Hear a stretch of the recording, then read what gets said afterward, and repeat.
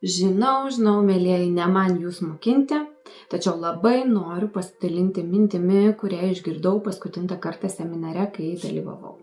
Tai tema santykiai ir savo paties įpročiai bei pomėgiai ar aplinka, bendrai pasakius. Štai taip. Turiu tokį paveikslėlį. Čia esate jūs.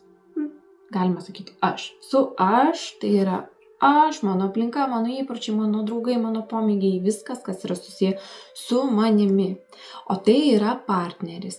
Jo lygiai taip pat aplinka ir taip toliau. Jo visi pomėgiai, žvejyba ar ten kažkokie kompiuteriniai žaidimai ir panašiai.